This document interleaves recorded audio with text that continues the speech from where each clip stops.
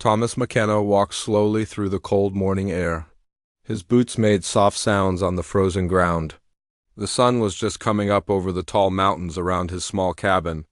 He had been living alone in these mountains for 3 long years now. Thomas was a big man with rough hands and a thick beard. His clothes were old and worn from hard work. He carried a rifle in one hand and a small bag in the other. Every morning he walked the same path to check his animal traps. This was how he got meat to eat during the long winter months. The year was 1878, and life was hard in this wild place. Thomas had come here from back east after something terrible happened to his family.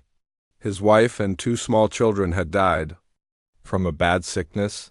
The pain was too much for him to bear. He left everything behind and came to these empty mountains where no one could find him. Here he could be alone with his sadness. He did not want to see other people or talk to anyone. The silence of the mountains was his only friend now. His cabin was small and simple. It had just one room with a bed, a table, and a stone fireplace. He had built it with his own hands from the trees around his land. Thomas knew these mountains well now. He knew where to find water, where the animals walked, and where to hide when bad weather came. The nearest town was 2 days away on horseback. He only went there a few times each year to buy things he could not make himself on this cold November morning. Thomas walked his usual path along the creek. The water was starting to freeze at the edges. Soon, winter would cover everything with deep snow. He had to get enough meat stored before then, or he might starve. As he walked, Thomas thought about his old life. He remembered his wife's laugh and his children's voices, but these memories hurt too much. He tried to push them away and think only about the work he had to do. The first trap was empty. So was the second one. Thomas was not worried yet. Sometimes the animals were smart and stayed away from his traps. He would just have to wait and try again tomorrow. When he reached the third trap near a bend in the creek, Thomas stopped. Something was wrong. He could see marks in the dirt that did not belong there. They looked like someone had been crawling on the ground. Thomas held his rifle ready and looked around carefully. He had heard stories about Indian attacks on settlers. The government soldiers and the Indian tribes were fighting each other all through this territory. Many people on both sides had died. Thomas followed the strange marks in the dirt. They led him closer to the creek where the water made a soft sound as it moved over the rocks. Then he saw something that made him stop breathing for a moment. A young woman lay on the ground near the water. She was not moving. Thomas could see that she was an Indian woman by her clothes and long black hair. But what shocked him most was that she was going to have a baby very soon. Her belly was big and round under her torn dress. Blood had dried on her shoulder where she had been hurt. Thomas could see it was a bullet wound. Someone had shot her. She must have been trying to get to the water to drink when she fell down and could not get up again. Thomas stood very still and listened. He wanted to make sure no one else was around. The mountains were quiet except for the sound of the wind. In the trees and the creek flowing over the stones, he looked down at the woman again. She was breathing, but very slowly. Her skin was pale and cold. If he left her here, she would die before the sun went down.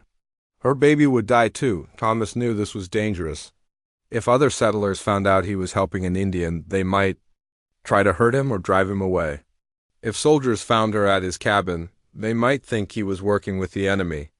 If her own people found out a white man had touched her, they might come to kill him. But Thomas could not walk away. This woman was hurt and scared and alone, just like he had been when he first came to these mountains. She needed help, and there was no one else around to give it. Thomas put his rifle down and knelt beside the woman. She opened her eyes when she felt him touch her arm. Her eyes were dark brown and full of fear. She tried to move away from him, but she was too weak.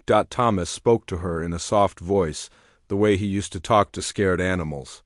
He did not know if she could understand English, but he hoped his gentle tone would show her he meant no harm. The woman watched him carefully as he looked at her wound. The bullet had gone through the soft part of her shoulder. It was not bleeding much now, but it needed to be cleaned and covered or it would get infected. Thomas knew he had to get her to his cabin quickly. She was very cold, and the baby inside her needed warmth. He looked around and saw no horse or supplies anywhere near her. She must have been walking for many days. Very carefully, Thomas lifted the woman in his arms.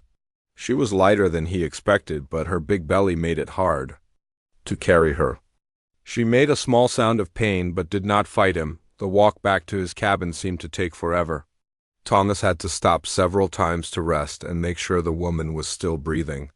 Her head rested against his chest, and he could feel how cold she was through her thin clothes. When they finally reached his cabin, Thomas pushed the door open with his foot. The inside was dark and cold because the fire had gone out while he was away. He laid the woman on his bed and quickly started a new fire in the fireplace. The flames began to warm the room. Thomas looked at the woman more carefully. She was young, maybe 20 years old. Her face was pretty but very thin. She had been hungry for a long time. Her clothes were torn and dirty from traveling through the wilderness. Thomas brought water from his well and clean cloth from his shelf.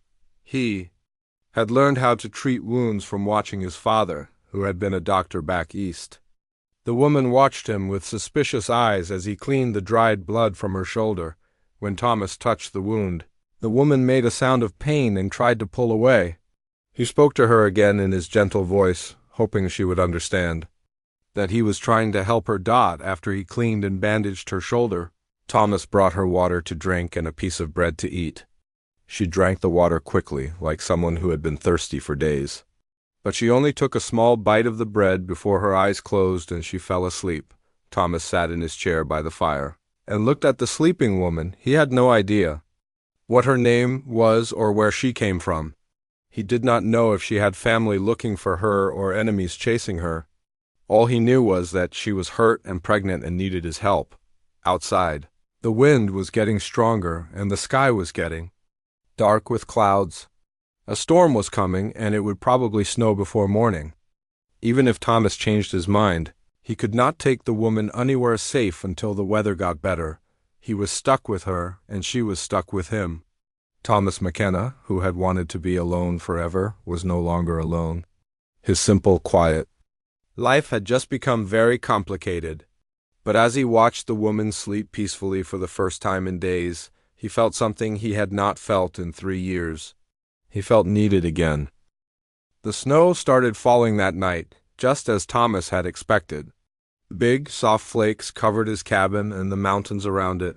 By morning, everything was white and quiet. The woman was still sleeping in his bed.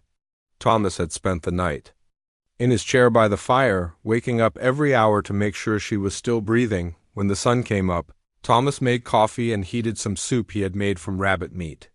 The smell of food seemed to wake the woman. She opened her eyes and looked around the cabin with fear. When she saw Thomas, she tried to sit up quickly, but the pain in her shoulder made her stop. Thomas held up his hands to show he meant no harm. He pointed to the soup and then to her mouth, trying to show her he wanted her to eat. The woman watched him carefully as he brought a spoonful of soup close to her lips. She was very hungry. Thomas could tell because she ate the soup so fast. She almost choked. He had to make her slow down by gently touching her arm and speaking in a calm voice. After she finished eating, she looked a little stronger. For the next few days, this was their routine.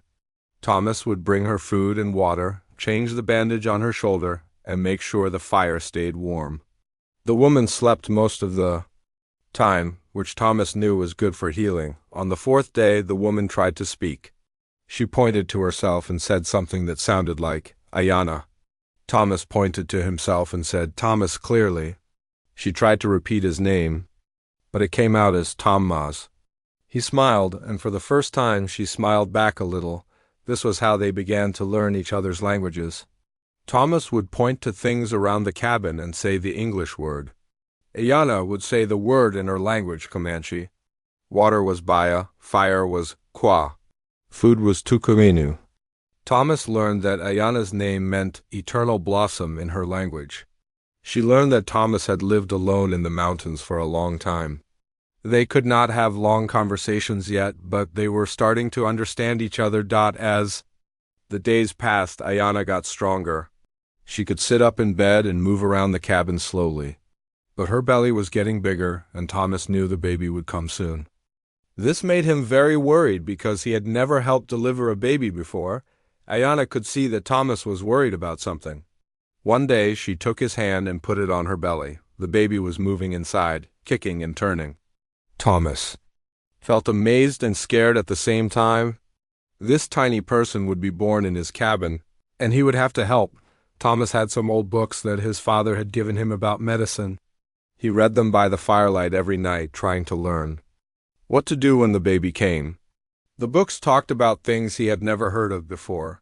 He wished his father was there to help him. 2 weeks after Thomas found Ayana, a big storm hit the mountains. The wind howled around the cabin, and snow piled up higher than the windows. Thomas had to dig a path to his woodpile just to keep the fire going. They were completely cut off from the outside world during the long storm nights. Thomas and Ayana sat by the fire and continued learning each other's languages. Ayana taught him how her people counted and the names of animals.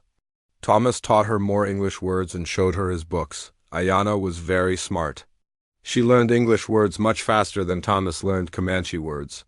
Soon she could make simple sentences like "Thomas good man" and "baby come soon." Her English got better every day. Thomas learned that Ayana had been traveling with her band when soldiers attacked them. In the confusion and fighting, she got separated from her people. She had been walking alone for many days, trying to find them when someone shot her. She did not know if it was a soldier or a settler. This made Thomas angry. Ayana was just a young woman having a baby. She was not hurting anyone. But he knew that many people were afraid of Indians and would shoot first without asking questions. The same way many people were afraid of white settlers and would attack them, Ayana also learned more about Thomas. She understood that he had lost his family and come to the mountains to be sad alone. In her language, she told him that her people believe sadness shared is sadness made smaller. Thomas did not understand all her words, but he understood her. Meaning, as winter got deeper, they settled into a comfortable routine. Thomas would go out every morning to check his traps and gather firewood. Ayana would stay inside and keep the fire going. She also started helping with simple tasks, like mending his torn clothes and preparing food. Thomas was surprised by how much Ayana knew about living in the wilderness. She showed him how to make tea from pine needles that would keep him from getting sick. She knew which plants could be used as medicine and which ones were good to eat. One day, Ayana found Thomas's old clothes that had belonged to his wife. He had kept them in a wooden box under his bed. When Ayana held up one of the dresses, Thomas's eyes filled with tears. He had not cried in 3 years. Ayana understood his pain without him having to explain. She had lost people too in the fighting between her people and the soldiers. She sat beside Thomas and let him cry for his dead family. When his tears stopped, she took his hand and said in English, "Thomas, not alone now." That night, Thomas realized something had changed inside him. For 3 years, he had been angry at the world and wanted to stay away from all people. But taking care of Ayana had given him a reason to get up each morning. He felt useful again. Ayana was changing too. When Thomas first found her, she had been scared and suspicious. Now she trusted him completely. She would smile when he came back from checking his traps. She would worry when he was gone too long in bad weather. As Christmas time came, Thomas tried to explain the holiday to Ayana. Her people had their own celebrations and ceremonies, but they were different from his. Still, she helped him cut down a small pine tree and bring it inside. They decorated it with strips of cloth and shiny buttons from his sewing box. On Christmas morning, Thomas gave Ayana a pair of warm boots he had made from deer hide. They were too big for her feet, but she wore them anyway and said they were beautiful. Ayana gave Thomas a small carving she had made from a piece of wood. It showed a man and woman sitting by a fire. Thomas understood that it was meant to be him and her. The baby was getting ready to be born. Ayana's belly was huge now, and she moved very slowly. Thomas could see that she was uncomfortable and tired. Sometimes she would hold her back and make faces of pain. Thomas prepared everything he could think of for the birth. He boiled water and cleaned his sharpest knife. He tore up his cleanest shirt to make soft cloths for the baby. He gathered all the medicines he had and hoped they would be enough. One night in January, Ayana woke Thomas by calling his name. She was sitting up in bed, holding her belly with both hands. Her face was tight with pain. She looked at Thomas and said in English, "Baby coming now?" Thomas felt his heart start beating very fast. All his reading and preparing had not made him feel ready for this moment. But Ayana needed him to be strong and calm. He took a deep breath and said, "I help you." The labor started slowly. At first, the pains came far apart, and Ayana could rest between them. Thomas stayed beside her, holding her hand and wiping the sweat from her face. He kept the fire burning bright so the cabin would be warm for the baby Dot. As the night went on, the pains got stronger and closer together. Ayana squeezed Thomas's hand so hard he thought she might break his fingers, but he did not complain. He just stayed with her and told her she was brave and strong. Outside, another snowstorm was starting. The wind shook the cabin and snow blew against the windows. Thomas was grateful they were safe inside. He could not imagine trying to get help in weather like this. By morning, Ayana was exhausted but still fighting. The baby was taking a long time to come. Thomas was scared that something was wrong, but he tried not to let Ayana see his fear. He kept telling her everything would be all right. Then, just as the sun came up over the snowy mountains, Ayana made one final push, and the baby slipped into Thomas's waiting hands. It was a girl, tiny and perfect, with black hair like her mother's. She opened her mouth and cried, filling the cabin with the sound of new life. Thomas wrapped the baby in a clean cloth and placed her on Ayana's chest. Ayana was crying and laughing at the same time. She looked at Thomas with tears in her eyes and said, "Thank you, Thomas." "Thank you." Thomas felt something break open inside his heart. For 3 years he had seen only death and sadness. Now, he was holding new life in his hands. This little baby girl had been born in his cabin, and he had helped bring her into the world. As Ayana held her daughter, Thomas cleaned up and made sure they were both comfortable. The baby was healthy and strong despite being born in such a wild place. Ayana was tired but happy. Later that day, as Thomas sat by the fire and watched Ayana feed her baby, he realized his life had completely changed. He was no longer alone. He was no longer just thinking about his own sadness. He had a family to take care of now, even if it was not the family he had been born with. The lonely mountain man who had wanted to hide from the world forever had found 2 people who needed him, and maybe, just maybe, he needed them too. The blizzard that started on the day the baby was born lasted for 3 days. Snow piled up so high around the cabin that Thomas could not open the front door. He had to climb out through the small window to get to his woodpile. The wind howled like wild animals, and the cold was so bitter it hurt to breathe. Inside the warm cabin, Ayana held her baby girl close to her chest. The little one was perfect and healthy. She had her mother's dark eyes and thick black hair. Her tiny fingers were strong and would grab onto anything that came near them. Thomas watched Ayana with her daughter and felt something he had not felt in years: joy, pure, simple joy. The baby's soft cries and Ayana's gentle singing filled the cabin with sounds of life and love. The loneliness that had lived in Thomas's heart for so long was slowly melting away like snow in the spring sun. On the 4th day, the storm finally stopped.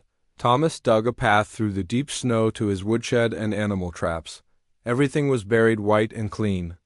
The whole world looked new and fresh, just like the new life that had come into his cabin when Thomas came back inside.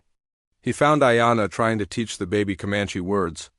She whispered soft sounds in her native language while the baby looked up at her with wide, wondering eyes.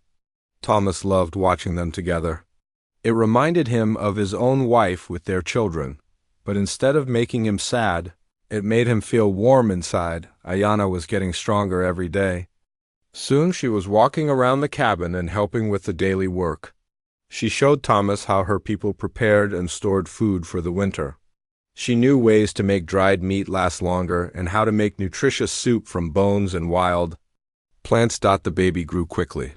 After 2 weeks, she was already trying to focus her eyes on faces and following sounds with her head. Thomas had never been around such a young baby before. Every small thing she did amazed him. When she grabbed his finger with her tiny hand, his heart felt like it might burst with tenderness. Ayana needed a name for her daughter. In Comanche tradition, babies were often named for something that happened when they were born or for a wish the parents had for them. Ayana thought for many days about the right name. One morning, as sunlight came through the cabin window and made the baby's hair shine like black silk, Ayana announced the name she had chosen. "Imala," she said. To Thomas, "It means strong and brave like mountains." Thomas repeated the name carefully. "Imala." It sounded musical when he said it. He liked that the baby was named for something strong and lasting, like the mountains that surrounded their home. As winter continued, the three of them settled into daily routines that felt natural and right. Thomas would wake early to tend the fire and check his traps. Ayana would feed Imala and prepare breakfast. After eating, Thomas would do outside work while Ayana took care of the baby and kept the cabin tidy. In the evenings, they would sit by the fire together. Thomas would read from his books while Ayana worked on sewing projects. She was making baby clothes from scraps of cloth and pieces of Thomas's old shirts. Her needlework was beautiful, with tiny, perfect stitches that Thomas could never match. Ayana also began teaching Thomas more about her people's ways. She showed him how to tan animal hides to make them soft and waterproof. She taught him which berries and roots were good to eat and how to find them even under snow. She knew secrets about living in the wilderness that Thomas had never learned. Most importantly, she taught him about different ways of seeing the world. Ayana's people believed that all living things were connected to each other. The trees, the animals, the water, and the people were all part of one big family. When you hurt one part, you hurt the whole family. When you help one part, you made the whole family stronger. This was very different from how Thomas had been taught to think. He had grown up believing that people should control nature and use it for their own needs. But as he listened to Ayana's words and watched how gently she treated everything around her, he began to understand her way of thinking. One day, when the baby was about 6 weeks old, something wonderful happened. Imala smiled at Thomas for the first time. Not just a sleepy baby expression, but a real smile that reached her dark eyes. Thomas was so surprised and happy that he started laughing out loud. Ayana saw this and began laughing too. Soon all three of them were making happy sounds together. In that moment, Thomas realized they had become a real family. Not because of blood or marriage, but because of love and care and shared experience. Spring began to come to the mountains in late March. The snow started melting during the warm parts of the day, though it still froze again at night. Thomas could hear water running under the ice in the creek. Soon, the world would turn green again. As the weather got warmer, Thomas began to worry about what would happen when other people could travel through the mountains again. All winter long, they had been completely alone and safe.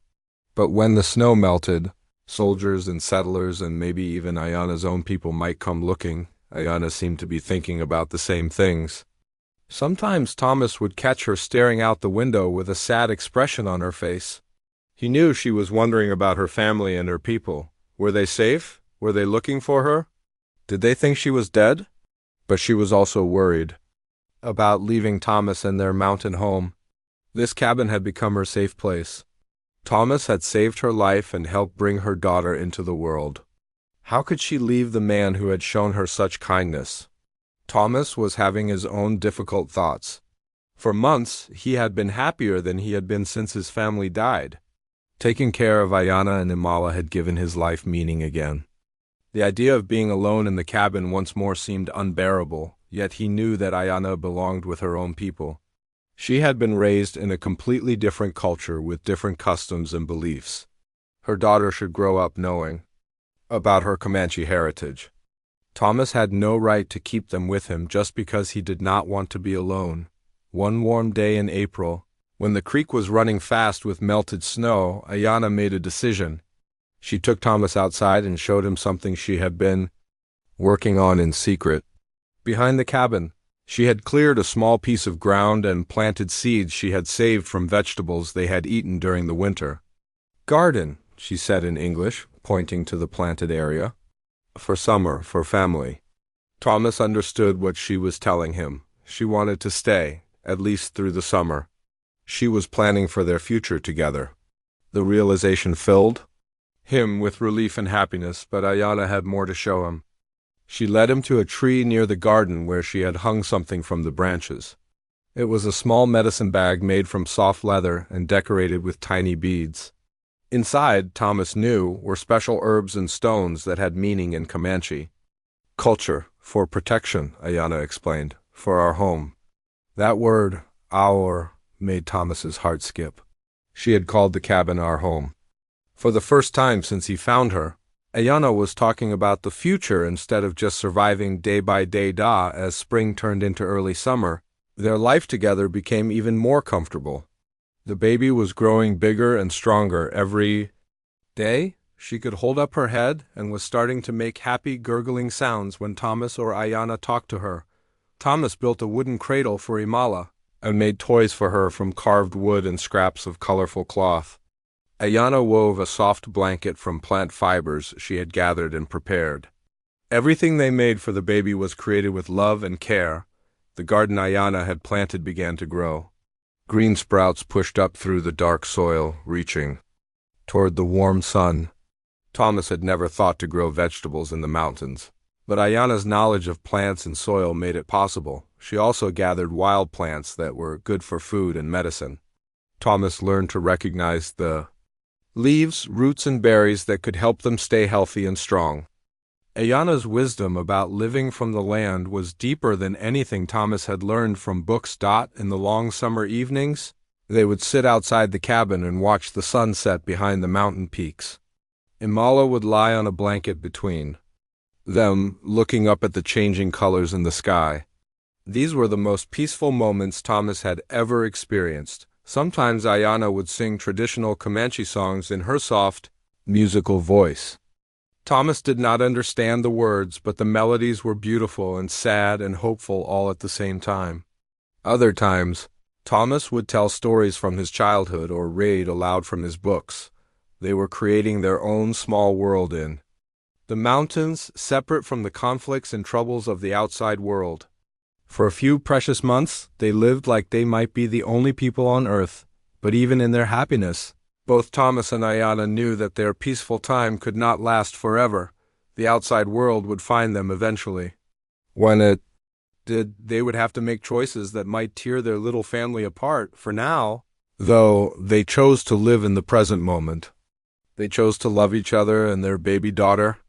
They chose to believe that somehow they would find a way to stay together. As Thomas watched Ayana tend her garden while he slept peacefully in the shade, he made a silent promise. Whatever came, he would protect this woman and child who had brought such joy back into his life.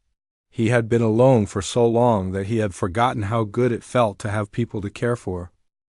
The trouble started in late July when Imala was 6 months old.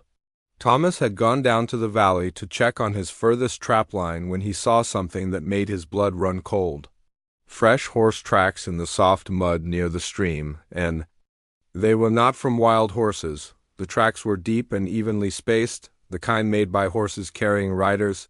Thomas counted at least 4 different horses, maybe more. They had been there recently, probably within the last day or two. Someone was in his mountains, and they were looking for something. Thomas hurried back to the cabin, his mind racing with worry. When he told Ayana what he had found, her face went pale. She picked up Imala and held her close, as if someone might try to take the baby away from her. "Soldiers?" she asked in English. Her voice was quiet and scared. "Maybe," Thomas said. "Or settlers, or your people looking for you." They both knew that any of these choices could mean danger. If soldiers found a white man living with a Comanche woman, they might arrest Thomas or worse. If angry settlers discovered them, they might attack without asking questions. Even if Ayana's own people found her, they might not understand why. She had stayed with a white man for so long. That night, Thomas barely slept. He kept his rifle loaded and ready beside his bed. Every small sound outside made him wake up and listen carefully. An owl hooting, a branch falling, the wind in the trees. Any of these could be covering the sound of people sneaking closer to his cabin. Ayana was awake too. Thomas could hear her whispering soft songs to Imala in the Comanche language. The baby seemed to sense that something was wrong. She was fussier than usual and would not sleep peacefully. The next morning, Thomas decided to ride down to the distant town of Cedar Falls. He had not been there since early spring, but he needed to find out what was happening in the outside world. Maybe people in town had heard something about soldiers or Indian hunting parties in the area.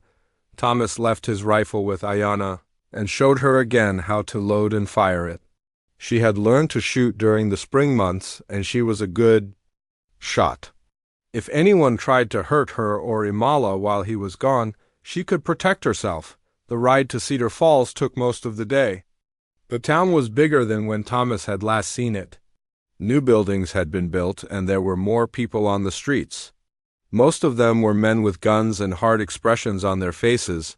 Thomas went to the general store where he usually bought supplies. The store owner, Mr. Peterson, was an older man who had always been friendly to Thomas. But today he seemed nervous and unfriendly. "Haven't seen you in months, McKenna," Peterson said while Thomas looked at the goods on the shelves. "Been keeping to yourself up in those mountains?" "You know me," Thomas replied carefully. "I like my privacy." Peterson leaned closer and lowered his voice. "Well, you better be extra careful up there. There's been Indian trouble all through this territory. Comanche raiders attacking farms and stealing cattle. The army's been sending out patrols to hunt them down." Thomas tried to keep his face calm, but inside his heart was beating fast. "Any trouble around here?" he asked. "Not yet, but folks are scared," Peterson said. "There's talk of forming a militia to help the soldiers. Some of the men think we should clear all the Indians out of this territory once and for all." Thomas bought the supplies he needed and left the store quickly. As he walked down the street, he heard other men talking about the Indian troubles. Some of them were drunk and angry, making threats about what they would do if they found any redskins in their area. One man, a rough-looking fellow with missing teeth, was telling a group of listeners about a reward, $100 for information, leading to the capture of any hostile Indians, he said loudly. "Dead or alive, don't matter." Thomas felt sick to his stomach. These men were talking about hunting human beings like animals. If they knew about Ayana and Imala, they might try to collect that reward money. On the ride back to his cabin, Thomas saw more signs of trouble. In one valley, he found the remains of a military camp. The soldiers had moved on, but they had left behind horse droppings and the cold ashes of their fires. They had been in his mountains recently, maybe within the last week. Thomas also found places where someone had been watching the trails. Small piles of rocks that did not belong there. Broken branches that had been used to mark directions. Someone was scouting through the mountains, learning the paths and hiding places. When Thomas finally reached his cabin as the sun was setting, he was exhausted and worried. Ayana ran to meet him, and he could see the relief in her eyes. She had been afraid he might not come back. "What did you learn?" she asked while Thomas unsaddled his horse. Thomas told her everything he had heard in town. About the soldiers hunting for Comanche raiders. About the angry settlers who wanted to clear all Indians from the territory. About the reward money for capturing Indians, dead or alive. Ayana listened to his words with a calm expression, but Thomas could see fear growing in her dark eyes. She understood better than he did how dangerous their situation had become. "My people," she said quietly. "They come looking for me?" "I don't know," Thomas admitted. Maybe the soldiers will find us first." That night, they talked for a long time about what they should do. They could try to leave the mountains and go somewhere far away where no one knew them. But traveling with a baby would be dangerous, and they had no money and nowhere to go. They could stay and hide, but eventually someone would find them. The mountains were big, but not big enough to hide forever from people who were actively searching, or Ayana could leave with Imala and try to find her own people. This would keep Thomas safe from being arrested for helping Indians. But it would mean breaking up their family and leaving Ayana alone in a dangerous world. None of these choices seemed good. Thomas felt angry that the outside world was forcing them to make such terrible decisions. All they wanted was to live peacefully and raise Imala together. Why could people not leave them alone? The next few days brought more troubling signs. Thomas found fresh horse tracks closer to his cabin. Someone had been watching his home from the trees across the creek. He also found places where people had camped nearby, probably during the night. Ayana became very quiet and thoughtful. She spent hours teaching Imala words in the Comanche language, as if she was preparing the baby for something. She also began packing their belongings into small bundles that could be carried quickly. One morning, Thomas woke to find Ayana sitting by the window, staring out at the forest with tears on her cheeks. When he asked what was wrong, she turned to him with the saddest expression he had ever seen. "Thomas," she said in her careful English, "I think I must go. Take Imala and find my people. Keep you safe." Thomas felt like someone had hit him in the chest with a hammer. The thought of Ayana and Imala leaving made him feel desperate and panicked. "No," he said firmly, "we stay together. We find another way." But even as he said the words, Thomas knew their options were running out. The outside world was closing in on their mountain paradise. Soon they would have to make a choice that would change everything. That afternoon, while Thomas was chopping wood behind the cabin, he heard Ayana call his name in a frightened voice. He dropped his axe and ran to the front of the cabin, where she was standing with Imala in her arms. She was pointing across the valley to a ridge about a mile away. Thomas looked where she was pointing and saw a thin line of smoke rising from the trees. Someone had made a campfire on the ridge, and they were close enough to see Thomas's cabin clearly. Thomas felt his hands shake as he realized what this meant. They were being watched. Someone was out there right now, looking down at their home, studying their daily routines, planning something. That night, Thomas loaded both his rifles and set them by the door. He also prepared a bag with food, water, and ammunition that they could grab quickly if they needed to run. Ayana packed clothes for herself and Imala in a bundle she could carry on her back. They did not sleep much. Every few hours, Thomas would slip outside and check the area around the cabin. The campfire on the ridge burned all night, a constant reminder that they were no longer alone and safe. In the morning, the smoke was gone, but Thomas knew the watchers had not left. They were still out there somewhere, hidden in the trees. Getting closer, Ayana came to Thomas while he was having his morning coffee. Imala was sleeping peacefully in her arms, unaware of the danger surrounding them. "How long?" Ayana asked. Simply. Thomas understood her question. How long before the watchers made their move? How long before soldiers or settlers or whoever was out there came for them? "Not long," Thomas admitted. "Maybe today, maybe tomorrow." Ayana nodded sadly. She had known this day would come eventually. Their peaceful time in the mountains was ending, and they would have to face whatever came next. Thomas looked at this woman who had brought such joy into his life. He looked at the baby daughter he had helped bring into the world. In a few hours or days he might lose them both forever, but he was not ready to give up without a fight. If someone wanted to destroy his family, they would have to get past him. First, Thomas McKenna had been alone and broken when he came to these mountains. Now he had something worth protecting, and he would protect it with his life. The lonely mountain man was about to discover just how much he was willing to sacrifice for love. Thomas woke before dawn to the sound of horses moving carefully through the trees around his cabin. His heart pounded as he grabbed his rifle and moved quietly to the window.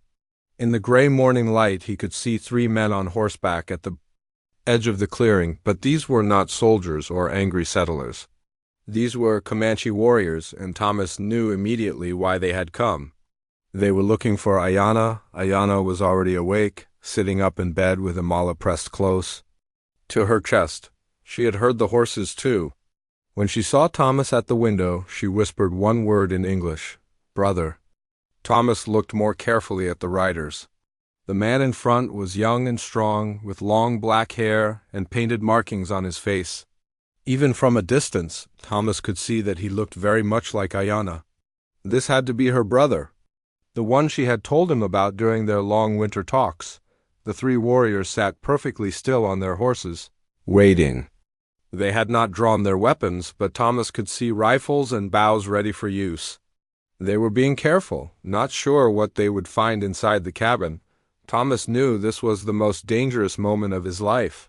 These men had traveled for months looking for their lost sister. When they found her living with a white man and caring for a baby, they might think the worst. They might believe Thomas had kidnapped Ayana or hurt her in some way. Ayana stood up slowly. Still holding Amala, she moved to the window and looked out at her brother. For a long moment, the two siblings stared at each other across the clearing. Then Ayana began to speak in the Comanche language, her voice carrying clearly through the thin cabin walls. Thomas could not understand her words, but he could hear the emotion in them. She was explaining what had happened, how Thomas had found her wounded and dying, how he had saved her life and helped deliver her baby. She spoke for several minutes without stopping, telling her brother the whole story. The young warrior listened without moving. His face showed no expression, but Thomas could see his dark eyes studying every detail of the cabin and the area around it. He was deciding whether Thomas was an enemy or a friend. When Ayana finished speaking, her brother said something back to her in sharp, quick words. It sounded like questions. Ayana answered each one calmly and clearly. Thomas wished desperately that he could understand what they were saying. Finally, the warrior made a gesture with his hand. The other two men dismounted and walked toward the cabin with their weapons ready. Thomas felt his grip tighten on his rifle, but he forced himself not to raise it. If shooting started, someone would die, and it might be Ayana or the baby. Ayana saw what was happening and quickly moved to the door. She opened it and stepped outside with Amala in her arms. She spoke again to her brother, this time in a pleading voice. Thomas could not stay inside while Ayana faced her people alone. He set down his rifle and walked outside to stand beside her. The two Comanche warriors immediately pointed their weapons at him, but Ayana quickly moved between them. No, she said firmly in English, then repeated the word in Comanche. Thomas, good man. Thomas, save Ayana. Save baby. The brother studied Thomas carefully. He was about 25 years old, with intelligent eyes and scars on his arms that showed he had been in many battles. This was a man who had seen war and death, but also a man who loved his sister. Ayana's brother spoke to Thomas in broken English. You ... Thomas understood the question behind the words. Did you kidnap her? Did you force her to stay? Did you hurt her? No, Thomas said clearly. I found her hurt, dying. I helped her. The warrior looked at Ayana, and she nodded. She spoke again in Comanche, explaining more details. Thomas heard his name mentioned several times, and he heard the Comanche word for baby. Then something unexpected happened. Ayana held out Imala toward her brother, letting him see his niece clearly for the first time. The tiny girl looked up at her uncle with her dark, curious eyes and made a small cooing sound. The warrior's stern expression softened slightly. He reached out one finger, and Imala grabbed it with her small hand. For a moment, the fierce Comanche fighter smiled like any uncle meeting his brother's child, but the moment of tenderness did not last long. The brother pulled his hand back and spoke seriously to Ayana. Thomas could tell from his tone that he was giving her some kind of ultimatum. Come with us now, or face the consequences. Ayana's eyes filled with tears as she answered her brother.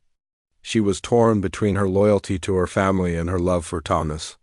Thomas could see the pain on her face as she struggled with an impossible choice. The brother listened to his sister's words, then looked again at Thomas. This time, his expression was different. Instead of suspicion, Thomas saw something that might have been respect. The warrior dismounted from his horse and walked closer to Thomas. The two men stood face to face, studying each other. Thomas was bigger and heavier, but the Comanche was faster and more skilled with weapons. If they fought, the outcome was uncertain. Instead of fighting, the warrior did something Thomas never expected. He held out his hand in the white man's gesture of greeting. Thomas hesitated for a moment, then reached out and shook the offered hand. I am no Kona, the warrior said in careful English. Brother of Ayana, I am Thomas, Thomas replied. Friend of Ayana. Nokona nodded slowly. Ayana says you good man. Says you save her life, save baby life. This true? Yes, Thomas said simply. Nokona studied Thomas's face for signs of lying, but he found none. Thomas was telling the truth, and Nokona could see it. What happened next changed everything. Nokona began to speak in Comanche to his sister, but this time his voice was not angry or demanding. He was asking her questions about her life with Thomas, about her feelings, about what she wanted to do. Ayana answered her brother honestly. She told him about the long winter months when Thomas had cared for her. She told him about the birth of Imala and how gentle Thomas had been. She told him about learning English and teaching Thomas her language. She told him about the garden they had planted together and the home they had made. Most importantly, she told her brother that she loved Thomas and wanted to stay with him. But she also missed her people and wanted Imala to know her Comanche heritage. When Ayana finished speaking, Nokona was quiet for a long time. He looked at Thomas, then at his sister, then at the baby. He was thinking about something that no Comanche warrior had probably ever thought about before. Finally, Nokona spoke to Thomas again. My sister says she wants to stay with you, but she also wants to be with her people. This makes problem. Thomas felt his heart sink. He had known this moment would come, when Ayana would have to choose between him and her family. He had always feared she would choose her people, and he would not blame her for it. But Nokona was not finished talking. My people, we go to reservation. Soon, government says we must live there now. No more free hunting, no more traveling where we want. Thomas had heard about the reservations. They were places where the government forced Indian tribes to live, usually on the worst land that white settlers did not want. Life on the reservations was hard and sad for people who had always lived free. Reservation far from here, Nokona continued. Very far. If Ayana come with us, she never see you again. Baby never know white father. Thomas understood what Nokona was telling him. If Ayana left with her people, their separation would be permanent. The chances of them ever meeting again would be almost zero. But, Nokona said, and Thomas held his breath. Maybe there is different way, Nokona spoke again to his sister in Comanche. Ayana's eyes grew wide with surprise, then hope. She answered him quickly, excitedly, in her own language. Then Nokona turned back to Thomas with an expression that was completely serious. Thomas, you love my sister? Yes, Thomas said without hesitation, more than my own life. You love baby like your own daughter? Yes. You want to keep them safe always? Yes. Nokona studied Thomas's face one more time, looking for any sign of doubt or lying. He found none. Then you come with us, Nokona said. You become part of our family. We adopt you as Comanche brother. You live with our people, help us. Survive on reservation? Thomas felt like the ground had shifted under his feet. Nokona was offering him something that almost never happened. He was offering to make Thomas part of the Comanche tribe, to accept him as family. But, Nokona continued, this not easy choice. You leave white man's world forever. You live as Indian on reservation. Government not like this. Your own people not like this. You become enemy to white world. Thomas understood the magnitude of what Nokona was offering. If he accepted, he would be giving up everything he had ever known. His cabin, his mountain home, his identity as a white settler. He would become something new, something that most people would not understand or accept. But he would be with Ayana and Imala. They would be a family, officially and permanently. The baby would grow up knowing both her white father and her Comanche heritage. Ayana would not have to choose between her people and the man she loved. Thomas looked at Ayana, who was watching him with hope and fear in her eyes. She wanted him to say yes, but she understood what she was asking him to sacrifice. Thomas looked at little Imala, who was looking up at him with her beautiful dark eyes. This child had been born in his cabin, delivered by his hands.